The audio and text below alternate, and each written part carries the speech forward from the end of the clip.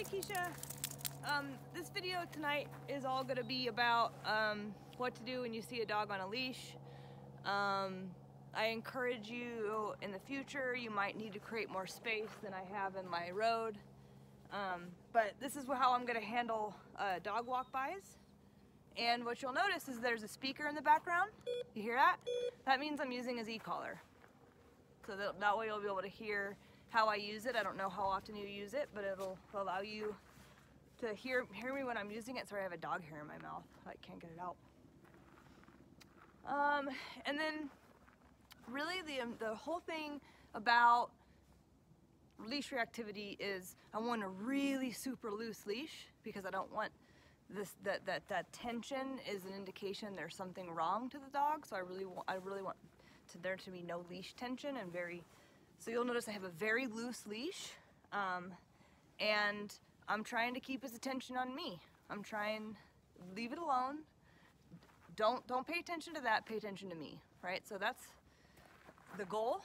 And how you do that is by paying attention to what drive they're in and addressing it accordingly. Here. So if he's looking at a dog in prey drive with his leash reactivity history, he's more apt to actually lunge again and make a scene. So it's best to have a loose leash and to keep him in pack drive and to keep him attuned to you. And what you're about to see is how you should go about doing that. Let's go.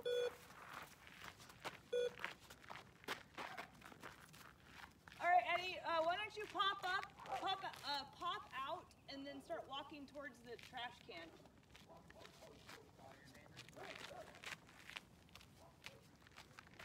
So right now, come on, buddy. See that expression? That there's gonna be a strong tendency for him to lunge if you allow him to stay in that state of mind, right?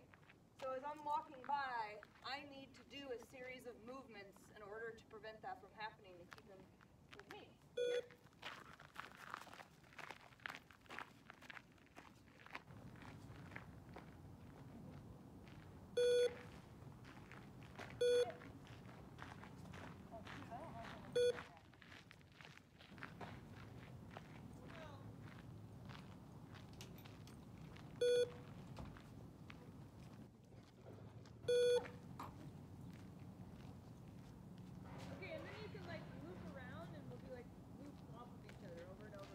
Just come like right here in the circle? Yeah, like walk the same line you just did towards the trash can. Okay.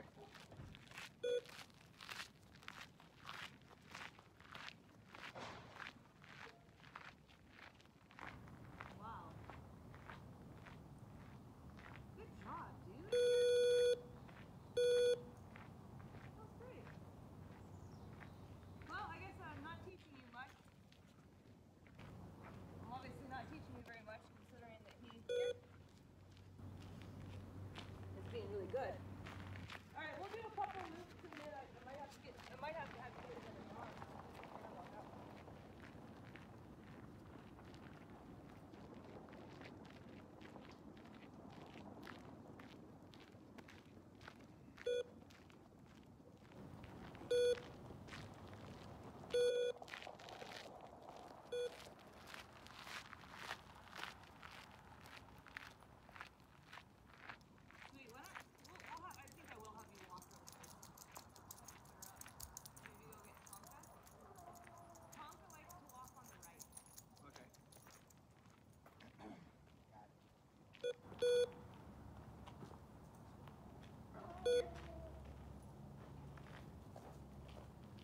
That expression right there.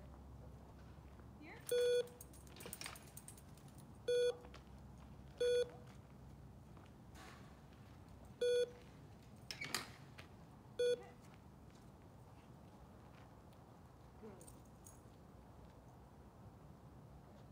Okay, so I'm going to tell you, I don't know what you do. I have no idea how you handle seeing a dog. But a lot of people sit, put them in a sit, hold the leash tight, and allow the dog to fixate, right? Now there's the four L's, which is look, lock, load, and then lunge.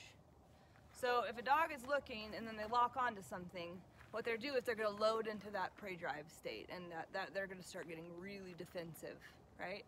So as they're loading that, they're going to lunge, especially dogs who are reactive. Some dogs can load and stay in one place, very few. So if you allow him to lock, if you allow him to lock, then he's going to load, and then it's going to go in that order of things. So basically, instead of sitting them, I can do here. I can do a leave it. Good. Leave it. What I need to see is the ears change. Leave it. Oops. He's so sensitive. He's so sensitive. So if you say leave it to him, you need to see that he leaves it. It's not just telling him to leave it. I'm holding the e-collar button down until he does leave it. Leave it. See? Now he's on a 2. Leave it. You are just sensitive as can be. So as this dog comes out, when he starts to lock, leave it. But you need to see that the head gets off of it, and then preferably the ears change too. They soften. Now that's just one of many things. So if I say leave it to a dog and they don't after a couple seconds, they're loading. So I'm gonna have to come up with something else. Leave it. See, here we go. He's not gonna leave that. So what I'm gonna do is I'm gonna back up. Come here. Now that backing up disengages with that state of mind. Come here. The other thing I can do, we actually just stand there for 1 sec. The other thing I can do, if leave it doesn't work, is I can do a sharp left turn into him. And that's probably my favorite. When leave it doesn't work, I'd say that's my favorite.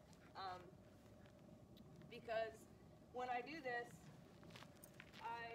my body is altering their state of mind immediately. So, and that's the whole goal, is to break this state of mind. Yeah, you're doing really well. So there's a new dog out. That's why he got worked up. So you could do a left turn. You could back up a little bit, do a recall here. That one obviously prevents forward momentum, but it's nice to have a series of tools in your pocket, because he's a smart cattle dog, so you can learn to start manipulating you. So it's good to mix it up. I don't do really very many sits or downs, and if I absolutely need to, I will go.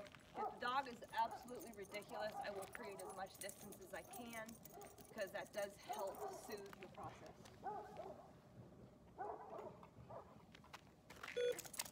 All right. Come on here, but I'll walk down here in a sec.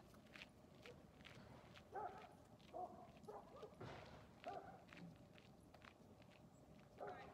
Game on! You can get in here too if you want. Every time I snort, she looks at me.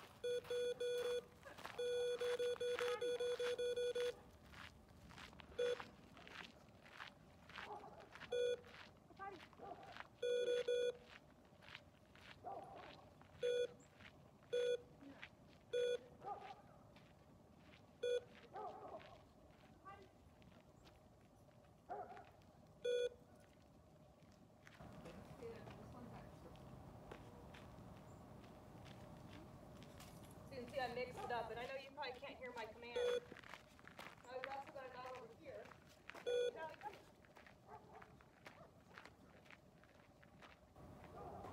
Now, come.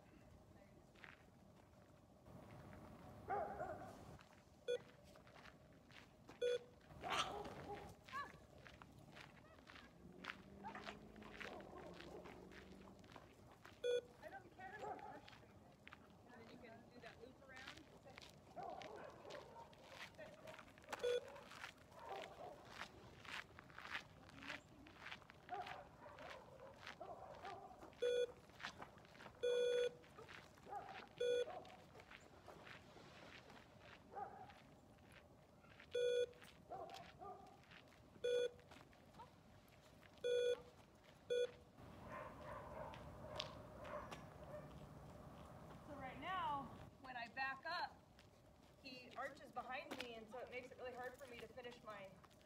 I moved. So what I did there was a figure 8, where I did a right turn and then a quick left turn to regroup him. So that's another option. But really, what I want to do is peel the brain off of going that direction. So I need to be. There you go. This one's getting him really worked up. I thought she would.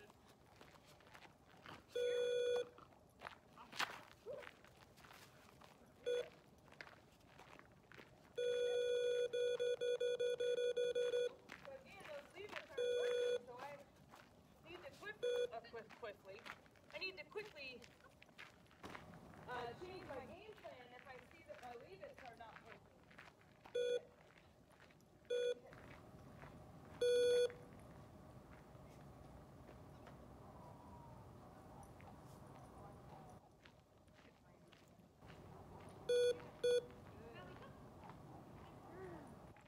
Eddie, how did we walk that same line again? Just come back up. Crossing over. Just over here. Let's go.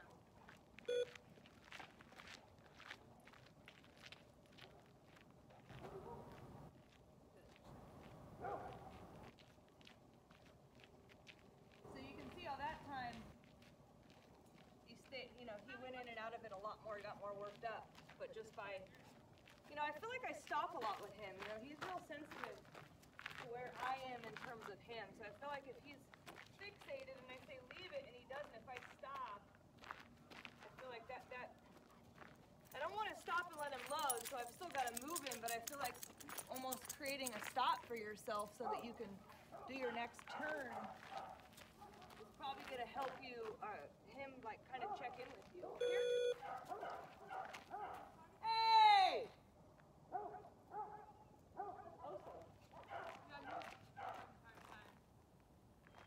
Everybody got out in my business.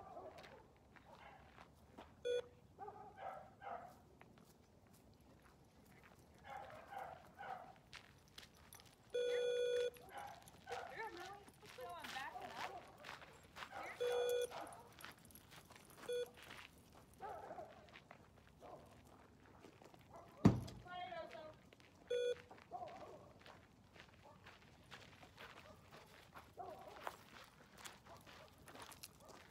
Well, Tonk had it worked out for a while, but I definitely think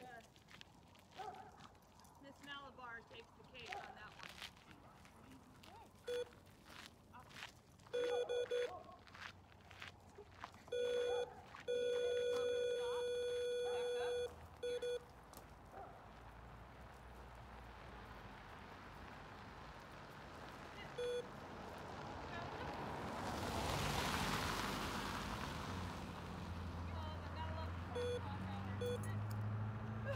Working 3 dogs, I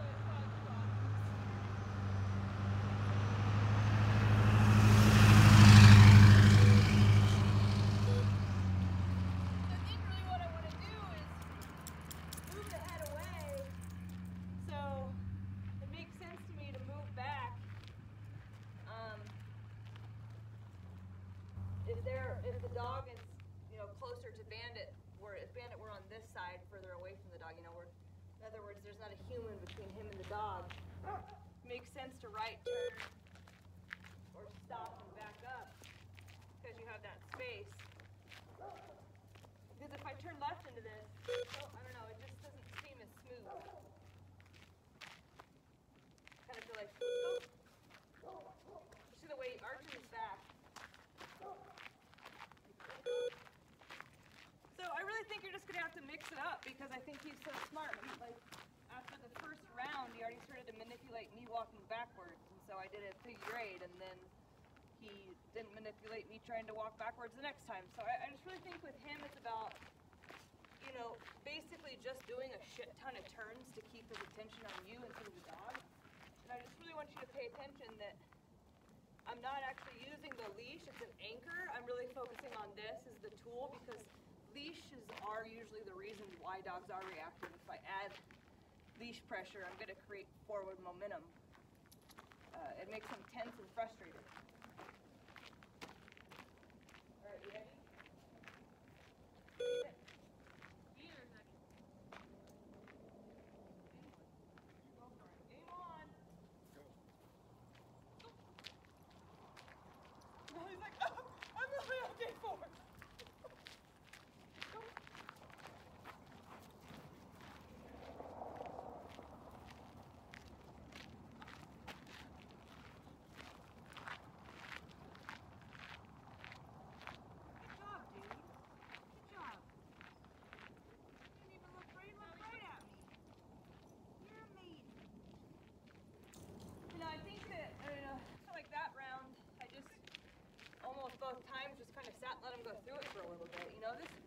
dog's been attacked, and he had some reactivity when I first met him, and I think that when he sees a dog, it makes him real squirrely.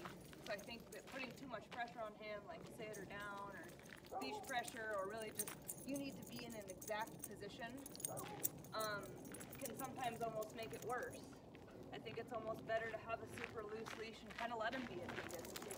Even if you have to stop and let him go through it, he works it out really well. He doesn't have too much pressure on him.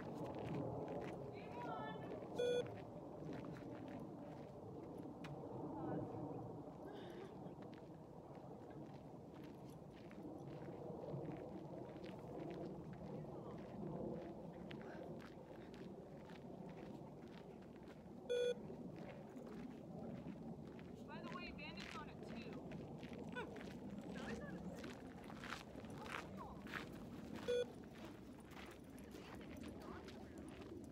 Well, I think I went on. I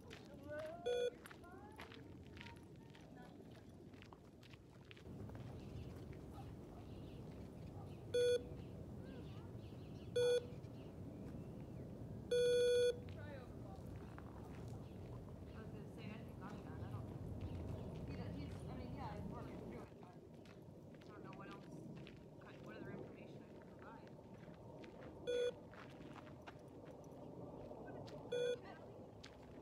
Good job, dude. Good job. Alright, you can put that dingus up. He looks like a hippie. Yeah, he is a looks hippie. like, yeah. That's so bad. Should have called him Shaggy. No kidding. Anyway,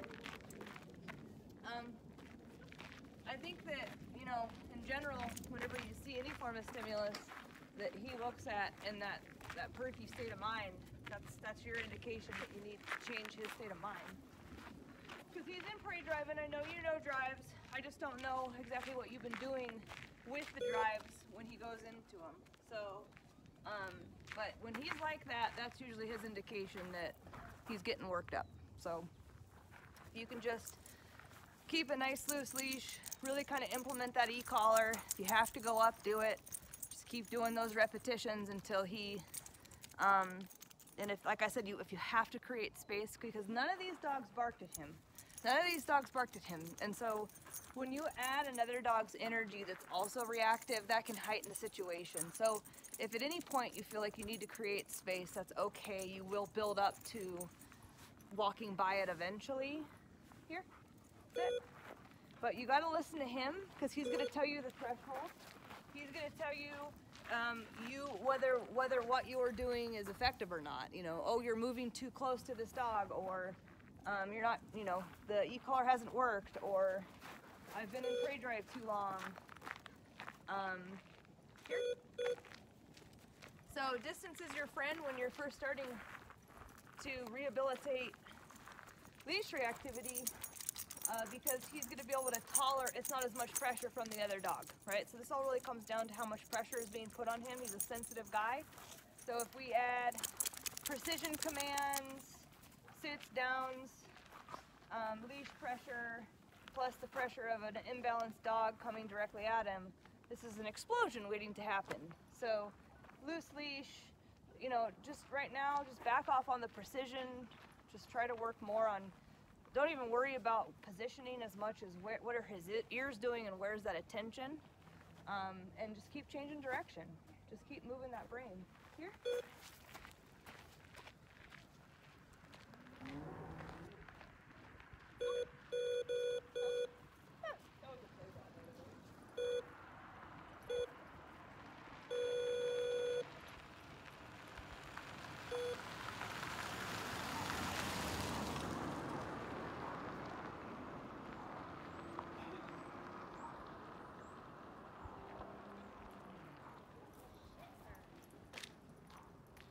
Follow me around to my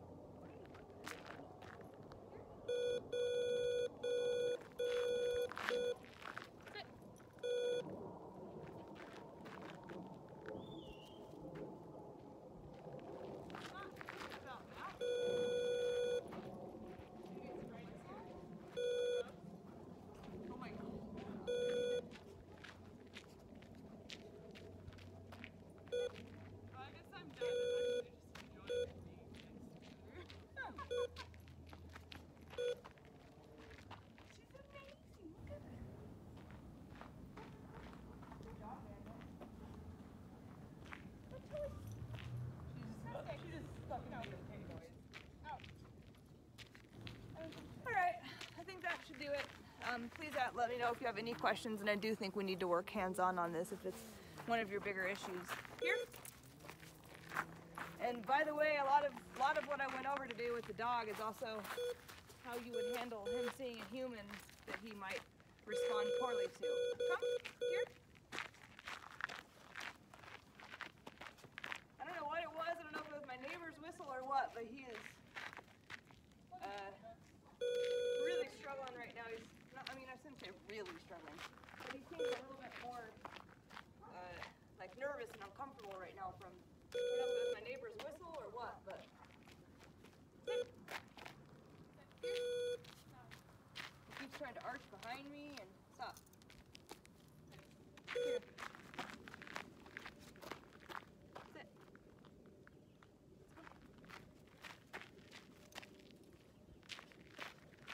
Here, here. Anyway, hopefully that helped. It's always important to try to end on a good note for memory's sake. Here.